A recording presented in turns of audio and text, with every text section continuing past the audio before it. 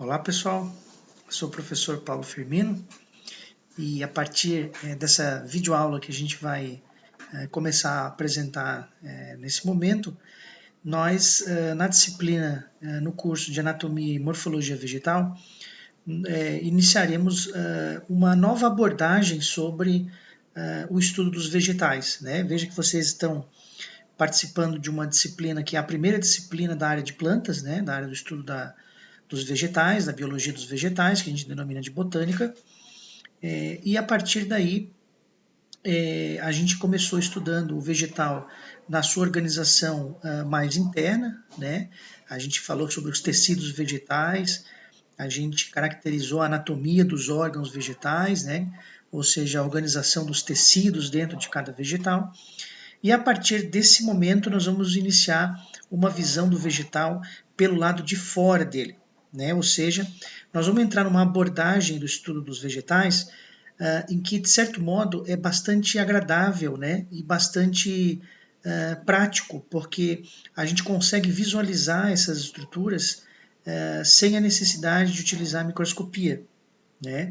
Então, isso significa que na própria observação do fato de você ir num mercado, numa feira, e observar os vegetais que você vai comprar, né, para sua alimentação, ou mesmo o fato que você vai fazer um passeio, ir num ambiente diferente, visualizar a floresta, visualizar as plantas que estão na trilha, que você vai fazer uma trilha ecológica, né? E você começa a observar melhor essas coisas, né? Então, essa parte da botânica, que é a morfologia externa, ela é, de certo modo, mais agradável para os estudantes, né? Nós vamos procurar apresentar os conceitos básicos, né, que são conceitos bastante históricos, bastante antigos dentro da botânica, sobre as maneiras de classificar uma raiz, de observar e classificar um caule, uma folha, flor, mas a gente também vai trazer informações para a gente pensar sobre práticas que são mais atuais em termos de agronomia, de florestal, de agroflorestas. Então eu gostaria de dar esse enfoque, vamos assim chamar, um pouco mais prático, além da parte conceitual pura, né? Então a gente vai começar nessa aula de hoje a falar sobre o primeiro órgão vegetal nessa maneira de estudar, que é a morfologia externa. Nós vamos começar pelo estudo das raízes, né? As raízes são órgãos vegetais assim que têm uma importância econômica, social muito grande, né? Fonte de alimento, fonte de remédios. Então, assim, tem bastante coisa interessante para a gente começar a estudar as raízes, inclusive pelo lado de fora dela, né? Pela morfologia externa, tá? Então, essa é a nossa primeira abordagem. Gostaria que vocês prestassem atenção, né? Para a gente então começar a depois ler o texto, né, ler informações textuais para gerar um conhecimento sobre essa parte da botânica básica, né? Então vamos começar a falar sobre a morfologia da raiz. Eu gosto sempre de começar com o primeiro slide mostrando essa obra de arte, né? Por que eu gosto de mostrar isso? Porque nessa obra de arte aqui existe um desenho de um corpo humano, uma pessoa, né, onde os braços e as pernas saem, né, funcionam como brotos, né, e existe um sistema de ramificação pelas costas da pessoa que corresponde ao sistema radicular, né. Essa pessoa está numa estrutura envolvida por pedaços de raiz ou coisa parecida, que dentro da Terra, né, correspondendo a uma comparação com uma placenta, né? Então, na verdade, essa obra de arte ela fala bastante sobre a relação da nossa espécie humana com a Terra, né, com o solo, com essa relação de produção de alimento, com essa relação de cuidar da terra, né, de proteger o meio ambiente. Então, acho muito legal começar a falar sobre a morfologia da raiz, partindo desse ponto de vista que é uma interação social e ambiental, né? Então é importante a gente sempre começar com esse pensamento, né? Bom, as raízes, por definição, são órgãos. Por que se chama de órgão, né? Porque ela é uma estrutura com organização própria. Vocês estão vendo aqui raízes pelo lado de fora do solo, né? Por cima do substrato. E essas raízes, elas são formadas por tecidos diferentes, né? Então, há um conjunto de tecidos diferentes que organizam uma estrutura. Na ciência biológica se denomina isso de um órgão. Então, a raiz é um órgão, por definição, né? É um órgão contínuo com o sistema caulinar, né? Nesse caso aqui vocês estão vendo raízes saindo da estrutura caulinar, né? Isso também é bastante frequente observar em plantas, tá? E as raízes, de modo geral, são órgãos subterrâneos, né? São órgãos que ficam por baixo do solo, por baixo do substrato, né? Mas veja, existem raízes que são aquáticas, né? Em plantas que têm o hábito de vida de hidrófita, né? Planta aquática. Essa raiz pode estar toda solta na água, né? A planta pode ficar solta no corpo de água, ou ela pode estar com as raízes no sistema subterrâneo, porém na parte de baixo desse corpo de água, né? Embaixo de um lago, por exemplo, né? Então as raízes podem ser subterrâneas, podem ser aquáticas, podem ser aéreas, né? Existem plantas que ficam apoiadas em cima de outras plantas e o seu sistema radicular cresce apoiado por cima de uma outra planta ou mesmo por cima de uma rocha, né? Apoiada em cima de uma rocha e as suas raízes ficam pelo lado de fora. Então a gente chama isso de raízes aéreas, né? Então a raiz geralmente ela é subterrânea, né? Essas raízes elas têm como papel principal, bem fundamental, fixar o vegetal naquele solo, né? Naquele substrato, vamos assim chamar, né? Porque pode ser um solo, pode ser uma rocha, pode ser água, pode ser então um substrato, que é a palavra mais adequada. Então a ideia é fixar o vegetal nesse substrato e é um órgão especializado em retirar, né, por absorção, diversas substâncias que existem nesse substrato, né, que a gente chama isso de uma solução do solo. Essa solução do solo, basicamente, é a água contendo diversos sais minerais. Esses sais minerais podem ser macronutrientes, micronutrientes, né, como compostos nitrogenados, fósforo, potássio. Esses três são os mais conhecidos, né, que na área de agronomia florestal se chama de NPK. Né? O NPK são esses macronutrientes que realmente a planta precisa em maior quantidade. Então, ela retira dessa solução do solo, do substrato, esse material líquido e ela, portanto, absorve. A raiz também pode distribuir alimentos, né? Ou seja, ela pode, uma vez que ela recebe açúcares, né, da seiva elaborada da parte aérea, que faz fotossíntese, ela também distribui para as demais partes da raiz esses açúcares. Então, ela distribui esses alimentos também, distribui gases também. Tá? Então, tu imagina que isso aqui, apesar de muitas vezes ser um órgão subterrâneo totalmente sob o solo, ou mesmo na água, existe a necessidade, por ser formado por tecidos vivos, de existir aeração, né, para ter respiração celular. Então, acaba sendo necessário conduzir também gases que são vitais para as células vivas das raízes. Algumas raízes aí trazem a importância de funcionar como estrutura de reserva. Né? Quando se fala em estrutura de reserva, pode ser no acúmulo de substâncias, muitas vezes orgânicas, na sua região cortical, onde a maior parte das reservas acontecem, no córtex da raiz, guardando substâncias ricas em composto orgânico, como por exemplo amido, né, carboidratos. Então, isso é bastante comum quando a gente conhece plantas com essa finalidade alimentar, né, onde as raízes fazem estruturas de reserva. A gente vai mostrar em seguida. Bom, em termos de raízes, podemos dizer que existem duas propriedades que são bastante típicas quando se fala em raízes. A primeira é o fato das raízes terem o que nós denominamos de um geotropismo positivo. Esse gel, né, o gel significa solo, terra, né? Tropismo significa movimentos vegetais orientados por alguma força. Então, essa força, nesse caso, é a força do solo, a força gravitacional. Nesse momento, que eu estou apresentando a propriedade de geotropismo, eu também posso dizer que existe uma palavra que é sinônimo nessa visão chamada gravitropismo. Então, gravitropismo ou geotropismo positivo das raízes, positivo significa que a raiz responde em favor dessa força, nesse caso a força da Terra, a força gravitacional. Então, as raízes têm um crescimento em direção ao solo em reação da força da gravidade. Então, essa propriedade nós já discutimos quando estudávamos o comportamento da coifa.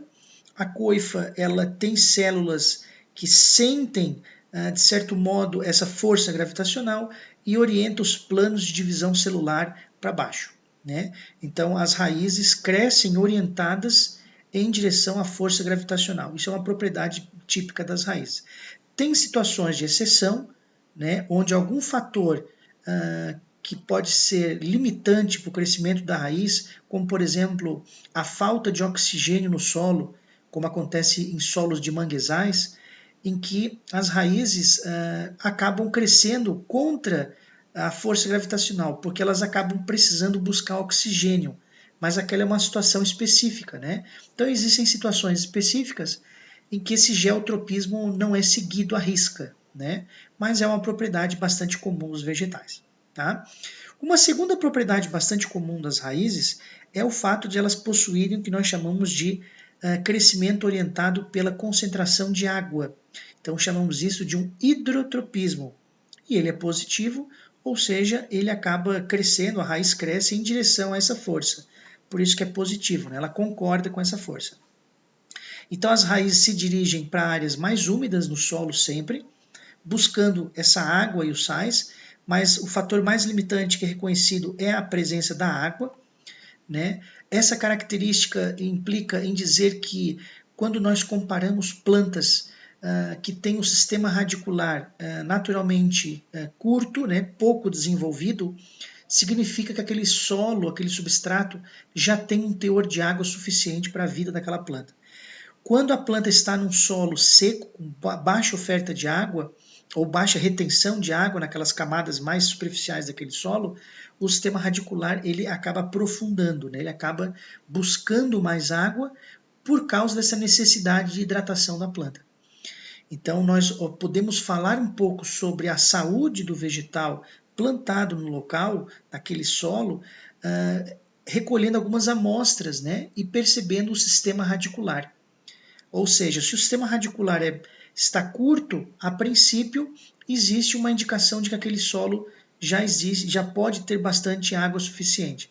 Se o sistema radicular é muito comprido, significa que aquele solo não está bem hidratado e elas estão tendo que buscar água muito lá no fundo.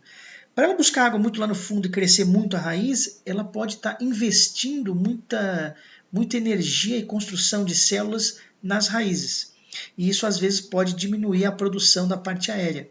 De repente diminui a produção de folha, diminui a produção de fruto, né? Então isso pode não ser desejável para um produtor rural, uma vez que ela está investindo mais na raiz pela necessidade de crescer essa raiz. Então essas duas propriedades elas são bastante conhecidas, né? O geotropismo positivo e o hidrotropismo positivo nas raízes. Muito bem. Para que servem as raízes? As raízes têm realmente uma aplicação humana, ecológica, muito grande, né? A primeira delas mais conhecida é a característica de que nós podemos usar as raízes, por elas terem a capacidade de guardar substâncias de reserva, e podemos usar como fonte de comida, de alimentação, né?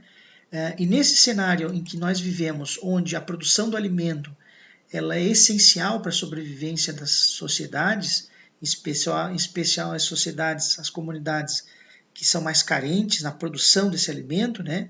Imagina que os grandes centros urbanos são grandes áreas devoradoras de comida, né? Porque a gente vive em cidades, quanto maior as cidades, maior a necessidade de comida para aquela cidade.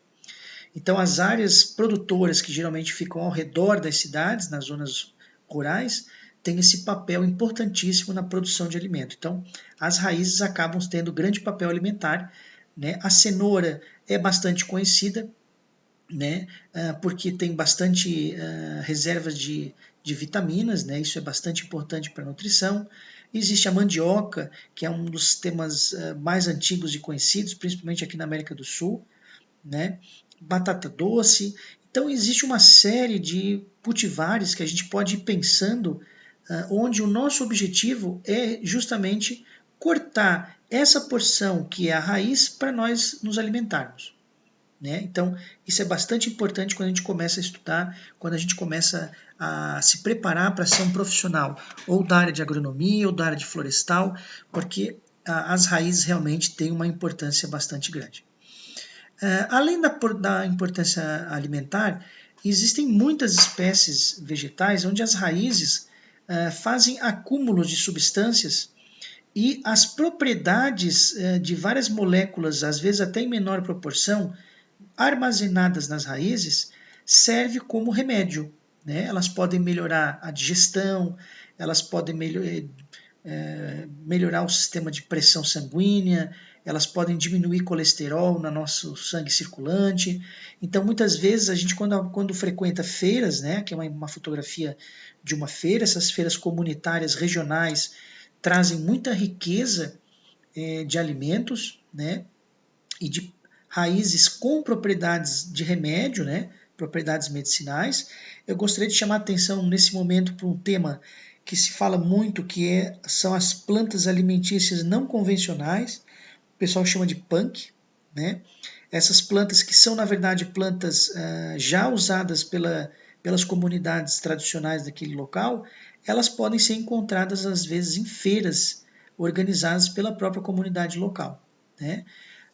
Então, além dessa questão das feiras, né, elas que servem como remédios para coisas locais, onde você está morando, onde você está visitando, existe também plantas cultivadas para fazer extração de produtos e aplicar isso numa escala industrial, né, numa escala comercial, exportando, né, aumentando a sua produção.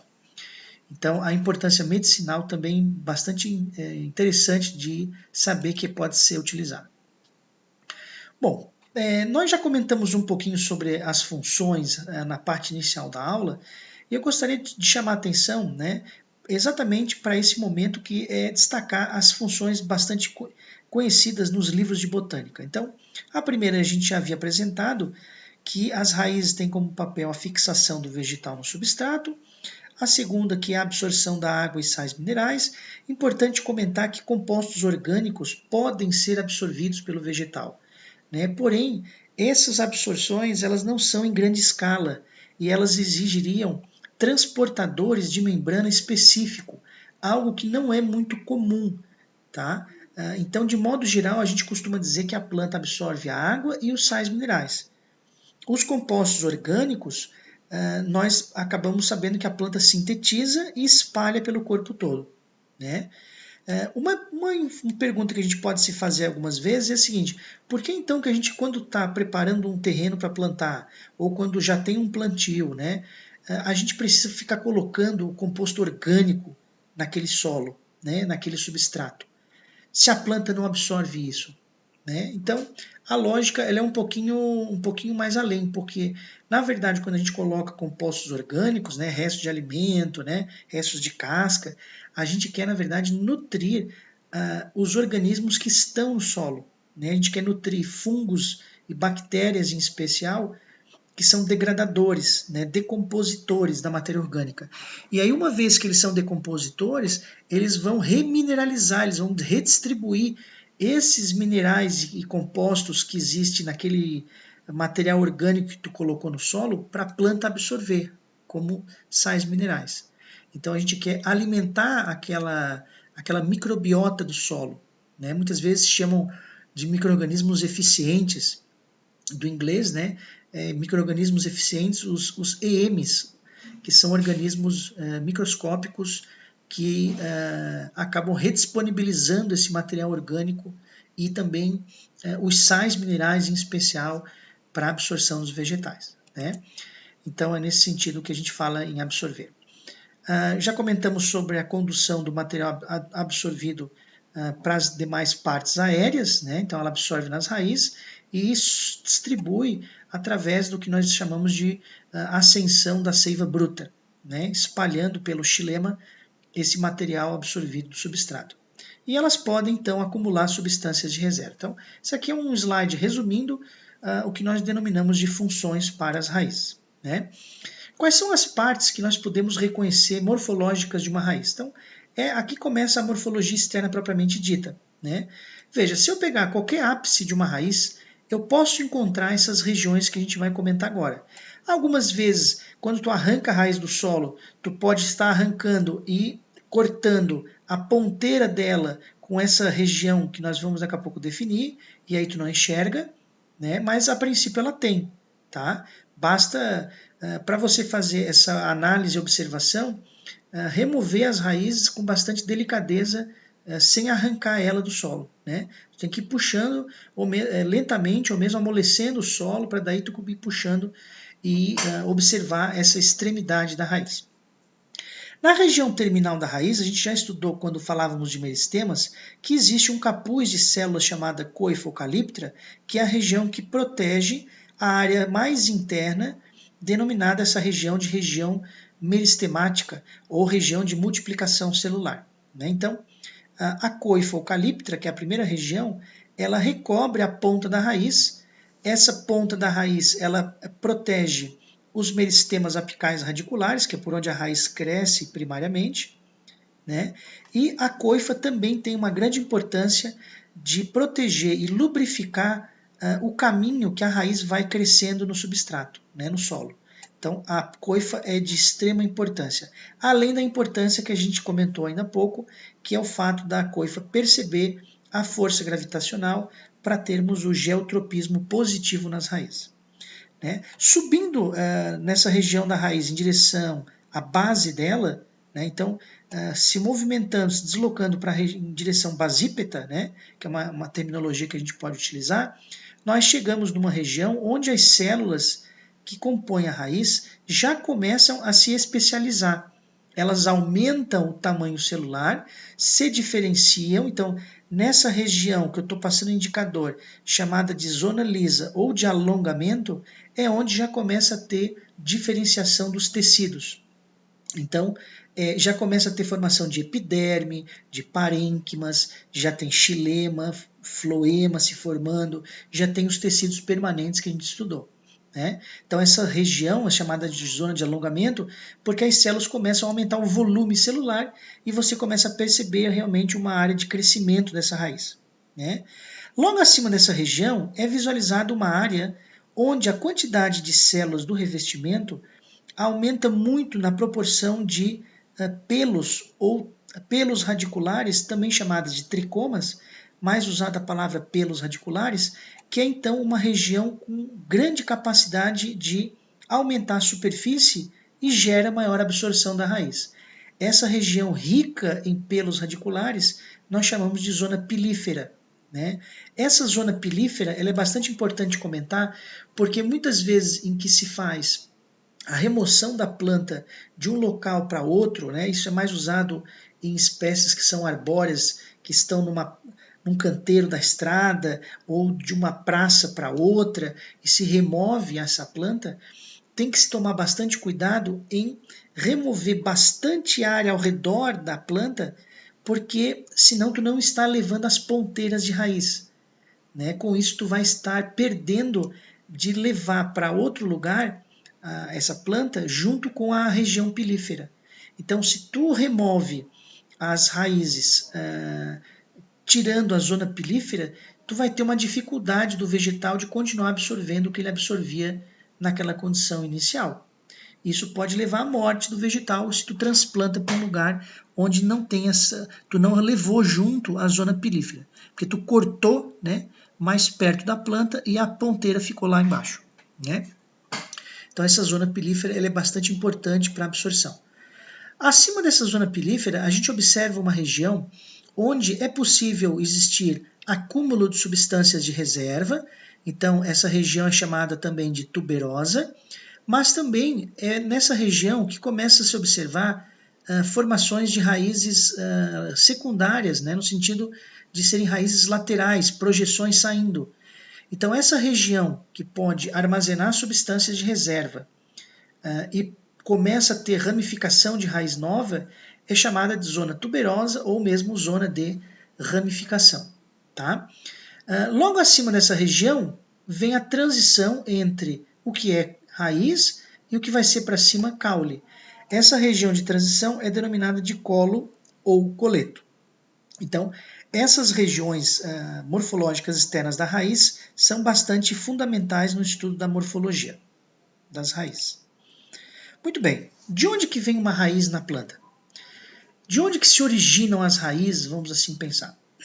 Grande parte das plantas que são gimnospermas e angiospermas, nós temos o crescimento e desenvolvimento das raízes já a partir de uma porção do embrião, quando está dentro da semente, que nós chamamos de radícula do embrião. A porção da radícula do embrião, quando se desenvolve, vai formar as raízes que são comuns, então, de gimnospermas e de angiospermas, né? Essas angiospermas, de modo geral, que eu estou chamando a atenção, seriam as angiospermas dicotiledôneas. Isso é bastante comum. A esse tipo de raiz que se forma a partir do embrião, a gente denomina raízes de origem normal ou de raízes de origem embrionária, né? Isso é o mais comum. Agora, existem casos, como ocorre em grande parte das monocotiledôneas, né? E aí é onde entram as gramas, onde entram muitas plantas ornamentais que são monocotiledôneas. As raízes formadas, aqui é uma fotografia, por exemplo, de um pé de milho, né? Um pé de milho, onde você está vendo as raízes se formando a partir do caule que já existe. Quando isso acontece, essas raízes são denominadas de raízes adventícias. Então, a expressão raiz adventícia é quando a raiz se forma a partir do caule, não a partir do embrião, né? Porque naquele momento que que a radícula iria crescer nas monocotiledôneas, normalmente a raiz não se desenvolve, a radícula. E aí então começam a surgir novas raízes a partir do caulículo ou mesmo do caule já formado. Então nós chamamos isso de raízes adventícias. Isso é típica das plantas que nós chamamos de monocotiledôneas. Tá? Isso é uma característica interessante de conhecer. Muito bem. Nós podemos observar o conjunto das raízes formadas num vegetal, né? E isso é melhor visto quando a planta ainda está num estágio que pode ser planta jovem, não de grande porte, porque senão teria que arrancar a árvore inteira para ver o sistema radicular, né? Então é interessante tu observar isso na fase de uma planta jovem, por exemplo, que ainda tu consegue remover ela do solo com facilidade, e olhar todas as ramificações dela a partir dessa região do colo, né? Então, quando tu olha o conjunto das ramificações das raízes, tu pode classificar elas em dois tipos bastante simples. Esse primeiro tipo que a gente está mostrando aqui é um sistema denominado de raiz axial ou raiz pivotante. Pivotante porque ela tem um pivô, ela tem um axis, um eixo principal. Então, em geral, as plantas que pertencem às angiospermas dicotiledôneas e gimnospermas, então, grande parte da diversidade das florestas, das arbóreas de modo geral, apresentam esse sistema radicular onde você tem uma raiz que se destaca, que é a raiz principal, a raiz de primeira ordem, que é a raiz que se formou a partir da radícula que se desenvolveu. Essa tem um calibre maior, ela é mais grossa no visual, né, mais espessa, e ela tem raízes laterais que surgem dela, muitas vezes, de menor calibre.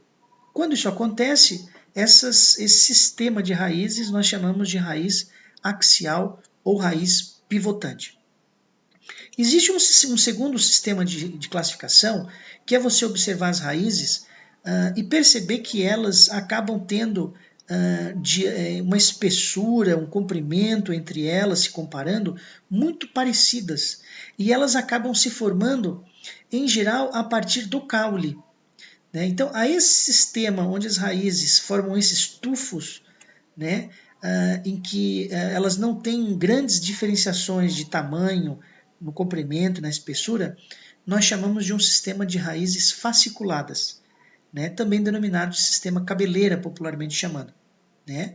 Esse sistema de raízes ele acaba tendo uma grande capacidade de absorção de água, né, por ser altamente ramificado, né?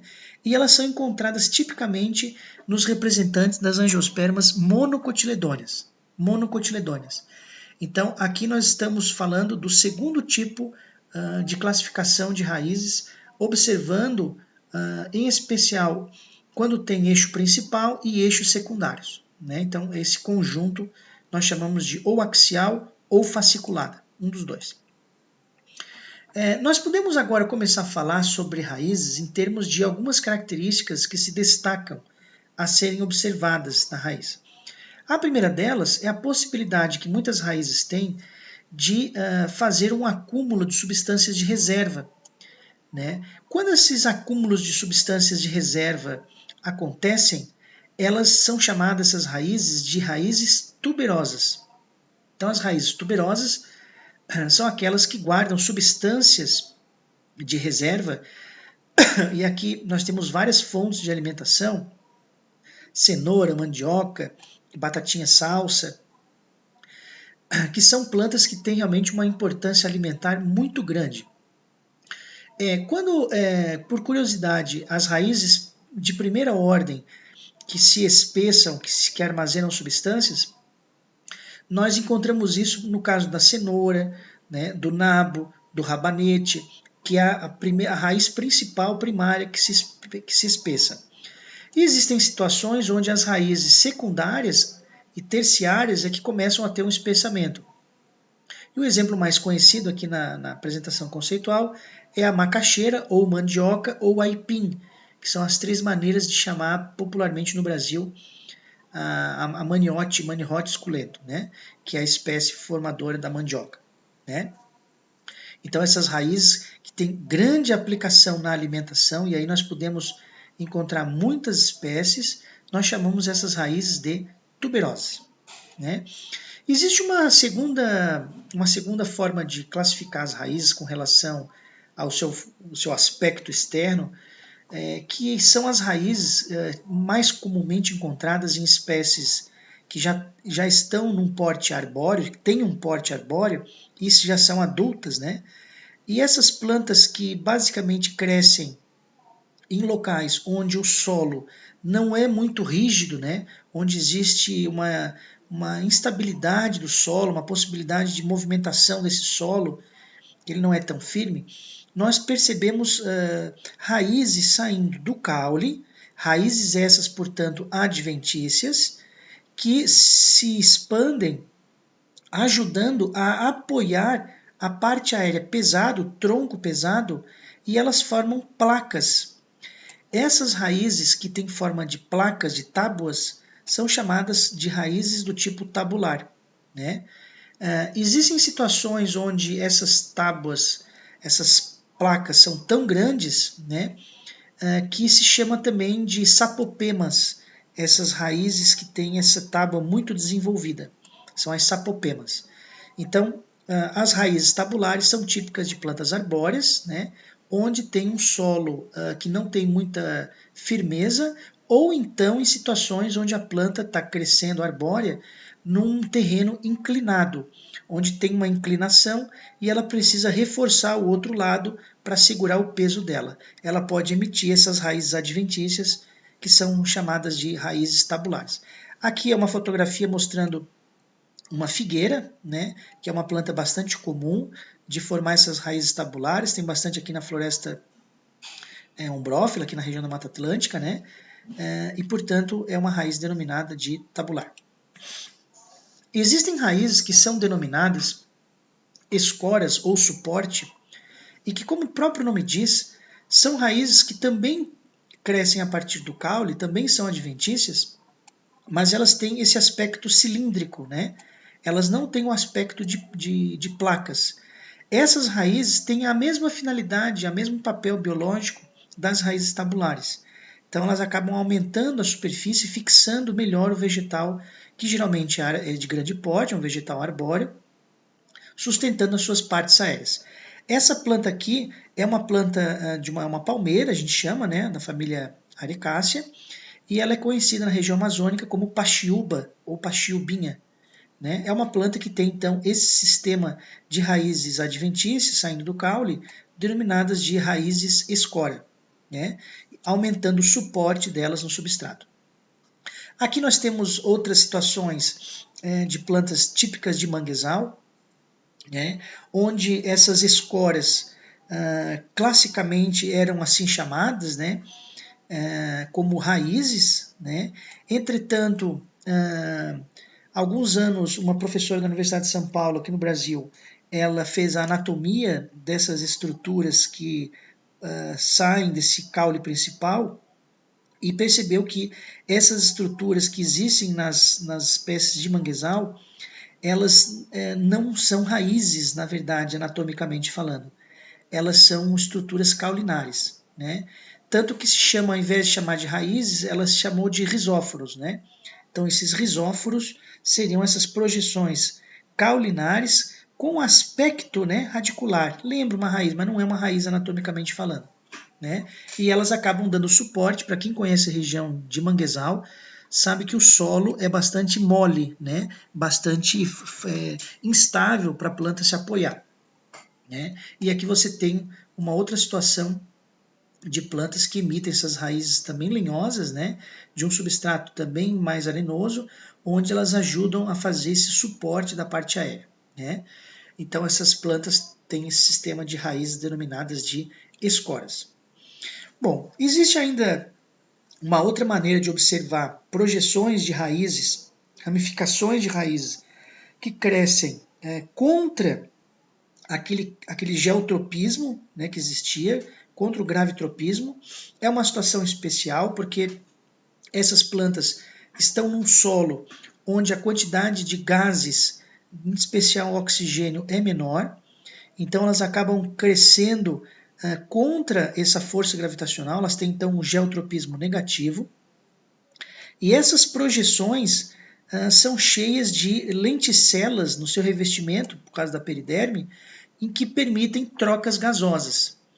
Essas raízes que funcionam como dedos para cima, né? Aqui vocês estão vendo um pouco mais fina, uma região mais pantanosa, né, nessa fotografia, e nessa fotografia na esquerda uma típica região de manguezal, mas aqui não é manguezal, aqui é uma região mais pantanosa, né, que tem bastante água líquida.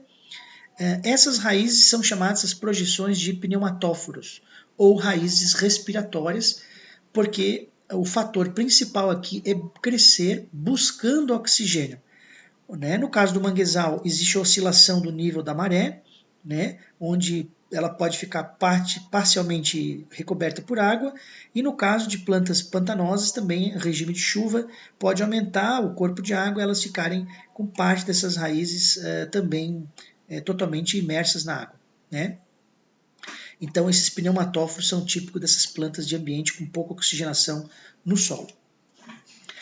As raízes que são de comportamento aéreo, né, que ficam em contato com o ar, não necessariamente sob substrato, né, que são aquelas raízes que nós havíamos falado até agora, que eram as raízes terrestres, né, terrestres de terrícola, né, de estar no solo.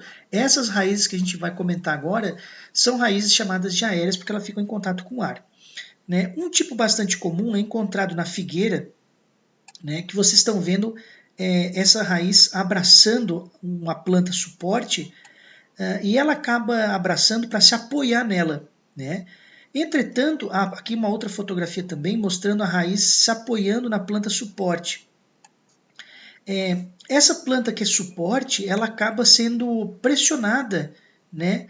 E esse apoio, essa fixação que a planta de cima está fazendo, acaba levando inclusive à morte dessa planta que ela estava apoiada. Então, normalmente, essas plantas que têm esse hábito de começar a crescer em cima de uma outra planta que já existe, né, elas são então plantas chamadas de epífitas, elas ficam apoiadas em cima de outra planta, não necessariamente elas estão sugando alguma seiva da planta que ela está apoiada, não. Nesse caso, ela somente está apoiada, é uma epífita, e ela começa a crescer, aumentar o porte, se tornar arbórea, e ela acaba apertando tanto essa planta suporte que acaba estrangulando. Então essas raízes que têm essa propriedade de serem lenhosas, e comprimir a planta suporte são denominadas de raízes estrangulantes, né? Só para efeito ecológico de denominar, essa planta onde uma epífita cresce, ela é chamada então de forófito, né? Forófito, então, é essa planta que serve de suporte para uma epífita. Então, essas raízes estrangulantes, elas acabam tendo tecidos como periderme, que acaba guardando água, né? Uma vez que é uma planta aérea, e ela pode ter essa absorção de água diretamente da chuva, uma vez que ela está em contato com o ar direto, né? Então essas são as plantas arbóreas que têm raízes chamadas estrangulantes. Aqui nós temos uma outra maneira de observar algumas raízes aéreas, em que elas formam projeções saindo do caule, pode ser projeções de caules lá na porção superior da copa de uma floresta, e esse eixo radicular que se desenvolve para baixo até chegar no solo, tem um aspecto lenhoso, né, e às vezes flexível. Então a gente chama isso de modo geral de cipós.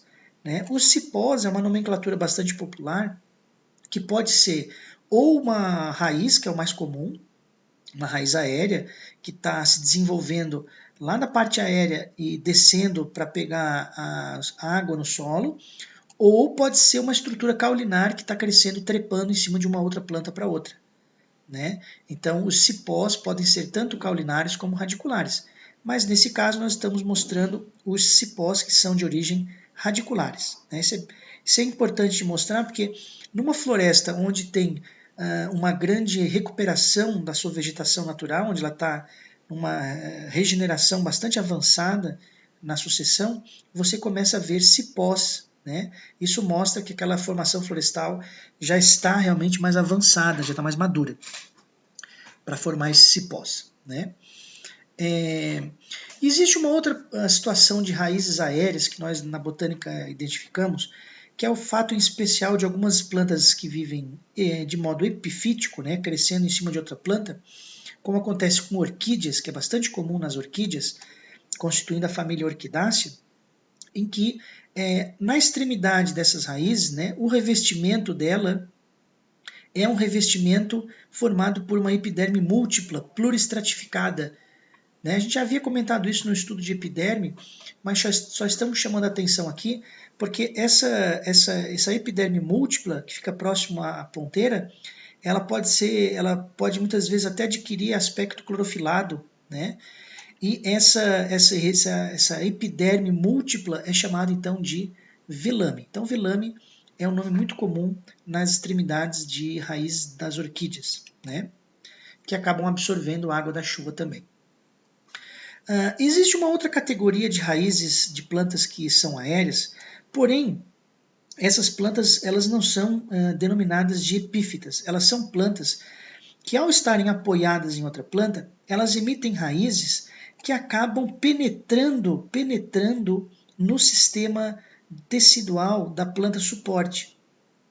Inclusive essa planta suporte não é nem mais só suporte, ela também é chamada de uma planta hospedeira, porque na verdade essas plantas são chamadas de plantas parasitas.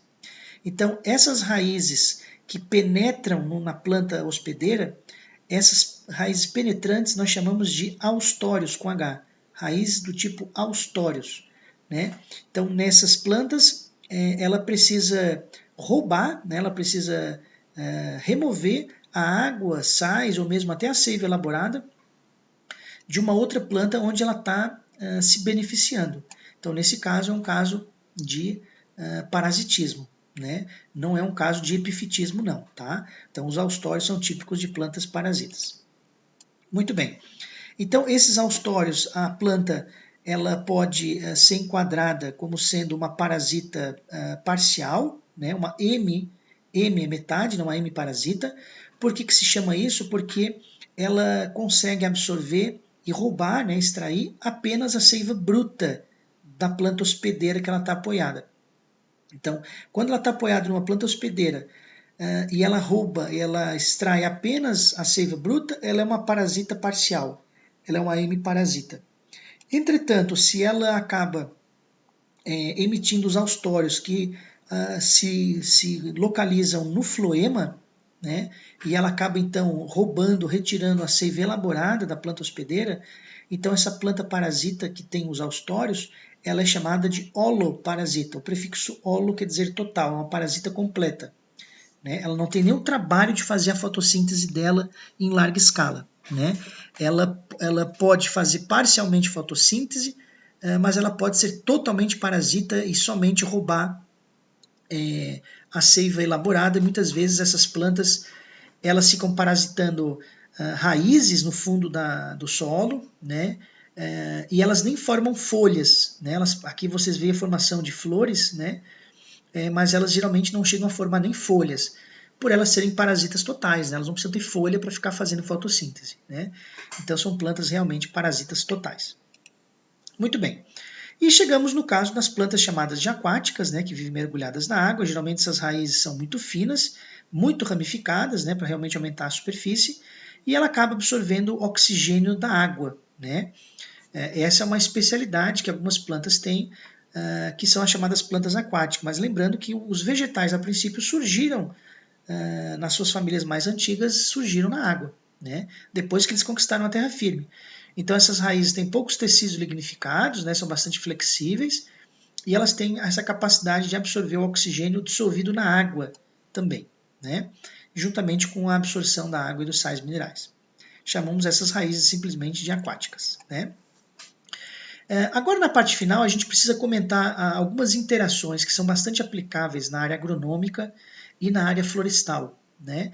Eu acho que aqui a gente entra agora em temas, inclusive, bem modernos sobre produção vegetal, que é a primeira interação que nós chamamos, que são muitas famílias de plantas, em especial plantas que são da grande família das leguminosas, né, que apresentam no seu sistema radicular essas estruturas em forma de nódulos, né, de tumores, de massas tumorais, né, esses nódulos que acontecem nas leguminosas. Então a gente está falando aí de plantas como feijão, a gente está falando de planta como soja, né, que se sabe que dentro desses nódulos das próprias células da raiz existem bactérias vivendo lá dentro, bactérias do gênero Rhizobium, Bradyrhizobium, que são esses gêneros de bactérias mais conhecidas que vivem dentro desses nódulos. E essas bactérias acabam aumentando a síntese de hormônios de divisão celular e formam esse tumor ao redor da massa de bactérias que vive lá dentro. Essa interação, essa associação entre raízes, tipicamente das leguminosas, e dos micro-organismos, em especial bactérias do gênero Rhizobium, nós chamamos então de essas bactérias de bactérias fixadoras do nitrogênio. Essa informação que eu falei agora para vocês, ela é bastante estudada em microbiologia, porque normalmente o nitrogênio, que é uma molécula gasosa na atmosfera, os vegetais não conseguem absorver o N2 para ele já utilizar sozinho. Então, o que se sabe hoje é que existe uma interação com micro-organismos que conseguem pegar o nitrogênio que está na forma molecular N2 gasosa, e eles conseguem modificar quimicamente e transformar em substâncias que a planta absorve, como amônia e nitratos.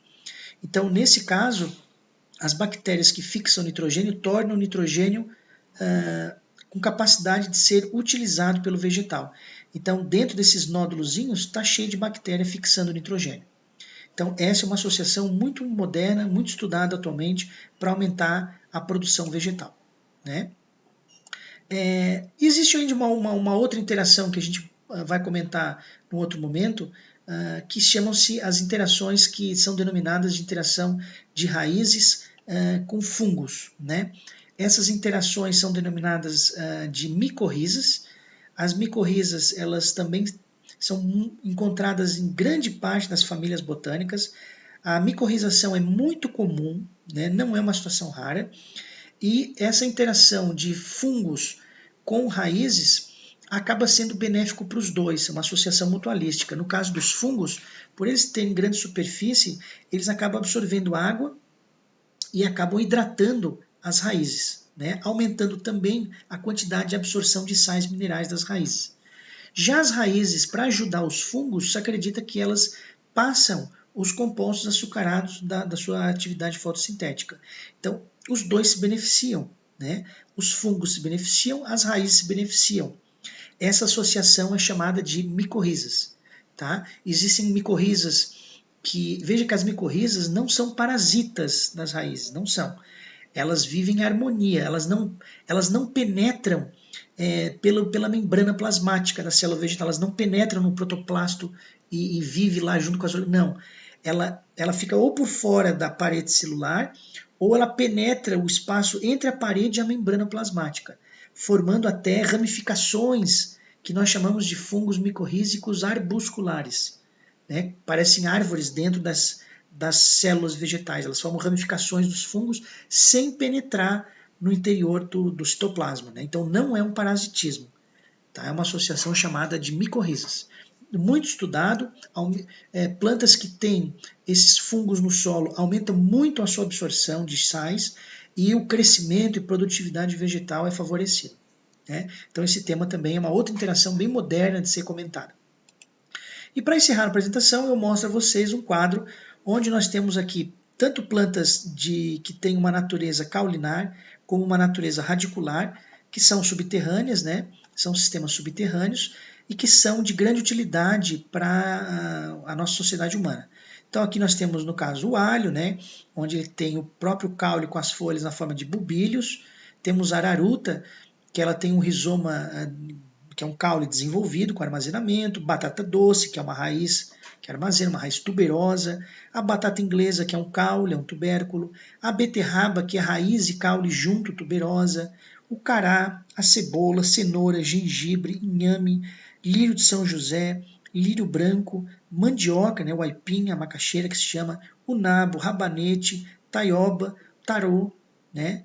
Então, assim, o taro... Então, existem muitas plantas que são de importância agronômica que acabam guardando substâncias e servindo de alimentação. Então é essa a ideia que fica na cabeça de vocês. Essa seria a apresentação que eu tenho para falar dos conceitos da morfologia externa das raízes. E agora eu desejo um excelente estudo, né, leitura e aprofundamento de vocês. Tá? Muito obrigado pela atenção e até uma próxima videoaula.